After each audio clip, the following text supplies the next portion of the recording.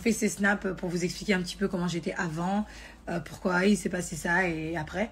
C'est juste que, tu vois, quand tu es dans des périodes comme ça qui sont tellement importantes dans ta vie et que tu as quelqu'un qui vient t'écrire des trucs, tu te dis, putain, bon, tu vois, ok. Bref, il y a eu. Après, donc, comme je vous ai dit, j'ai reçu ça et moi, ça fait 5 ans que j'aide des gens. C'est-à-dire, ça fait 5 ans que je donne tout aux gens. Je vous expliquerai plus en détail plus tard. Et là, c'est mon moment, tu vois. Donc, laissez-moi kiffer mon moment. Je m'appelle Aïssa Momen, ça veut dire c'est mon moment. Et je demandais juste qu'on me laisse kiffer ce moment, en fait. Et c'est ça qui m'a mis hors de moi. C'est moi, je parle pas. Vous me connaissez, ça fait 5 ans que je parle pas. Et là, j'ai dit non. C'est mon moment. On est en train de me le voler, en fait, parce que là, dans ma tête, j'étais pas bien. Il faut savoir que moi, le samedi, j'ai calculé mon téléphone que pour les stories, les négociations. Je sais pas si vous avez vu les négociations de ouf. Donc, j'en faisais de temps en temps, mais je calculais pas mon téléphone. Donc, je voyais pas les messages privés. J'avais plus calculé. Je calculais plus déjà les messages privés depuis, je crois, jeudi. Et il y a que en vacances, là, il y a 2 jours, on m'a envoyé une interview.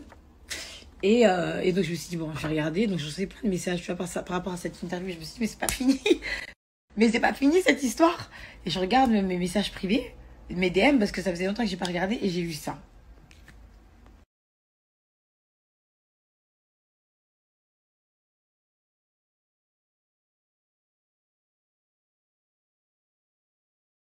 Quand j'ai vu ça, je me suis dit, Dieu merci. En fait, je me suis dit, c'est un signe de Dieu parce que vous, ma communauté, vous me connaissez par cœur. C'est-à-dire, vous me connaissez, vous êtes des fervents. Vous me connaissez depuis 5 ans. C'est vrai qu'il y a moins d'1 an, j'étais toute maigre, c'est vrai. Parce que j'avais fait mon rééquilibrage alimentaire et parce que j'avais travaillé beaucoup, donc j'avais beaucoup maigri après toute cette période. Ensuite, j'ai repris du poids. Sauf que moi, j'aime bien mon corps. J'avoue, j'ai de la cellulite. Je vais pas mentir. J'ai beaucoup quand même de cellulite. J'ai des vergetures, c'est vrai. Je suis un peu... J'ai grossi. Mais je suis bien. J'ai des grosses cuisses. Mais moi, j'aime bien. Tu vois, donc je lui aurais jamais dit, je veux avoir ton corps. C'est pas vrai. De ma bouche, ça peut pas sortir. Vous-même, vous me connaissez, vous savez. Je peux pas. Je suis bien grasse. Bon, je suis encore un peu mince, mais je suis quand même bien grasse. Et je kiffe mon corps. Donc, c'est la preuve que moi, j'aurais jamais posé cette question. Et du coup, j'ai jamais dit tout ce qu'elle a dit. Donc voilà, moi j'aime mon corps, pour l'instant ça va. Et par rapport à la petite histoire, du coup, effectivement, la semaine dernière, j'étais prévue sur un plateau. Et ça s'est pas fait parce que la table a tourné. Mais il n'y a pas de souci en soi. Le lendemain, j'ai été appelée et j'ai été en direct sur ce même plateau. Donc en fait, non, non, enfin, ce qui est écrit dans le message, non, ça s'est pas passé. Non. Donc moi, j'avais besoin juste que vous puissiez me croire, en fait, que je vais jamais m'asseoir et inventer des choses. Genre, je peux pas me poser là et parler d'une série de choses et mentir. C'est insensé.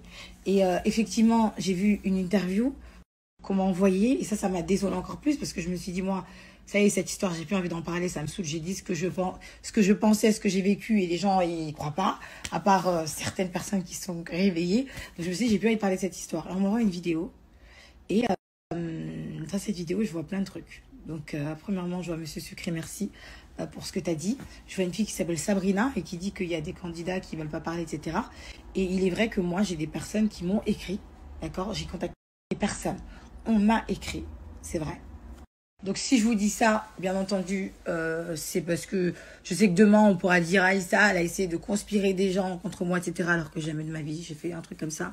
Donc, moi, il y a des gens qui m'ont effectivement écrit et qui m'ont dit que c'était vrai. Voilà.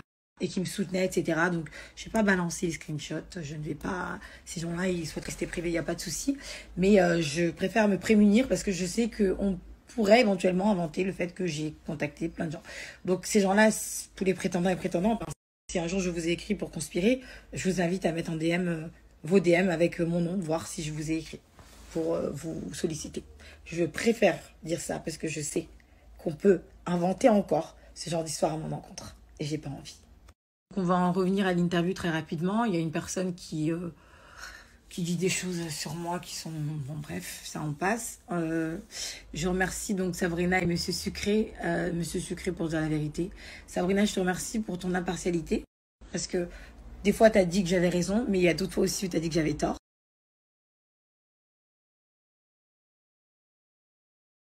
Et ça, c'est tout en ton honneur. Je n'ai pas toujours raison. Des fois, je fais des choses de façon très maladroite. Des fois, je dis des choses qui m'échappent, effectivement.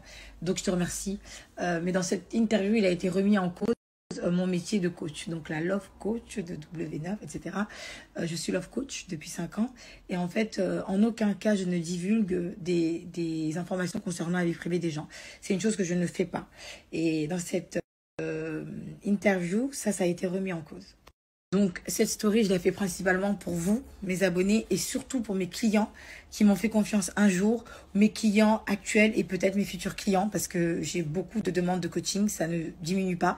Même si certaines personnes essaient de me faire décrédibiliser, ça ne marche pas, parce que depuis 5 ans que je suis sur le terrain, je n'ai jamais eu de problème ou fait de problème à qui que ce soit. Je vous adresse ce message à vous, mes clients, vous, mes abonnés. Cette conversation que j'ai eue avec cette personne, on l'a eue dans ma chambre, c'était dans mon balcon, il devait être 1h du matin, et c'était une conversation entre 2 femmes. C'est-à-dire c'était pas Aïssa Mohamed, sa coach. Donc je n'étais pas en tournage, le tournage n'avait même pas encore commencé, on était entre le 5 je crois et le 10 septembre, donc c'était pas du tout tourné, il n'y avait pas de caméra, on n'était même pas sur le tournage, on était dans ma chambre sur mon balcon. C'était 2 femmes qui parlaient. Donc en aucun cas je n'ai divulgué des informations concernant ma cliente ou ma candidate.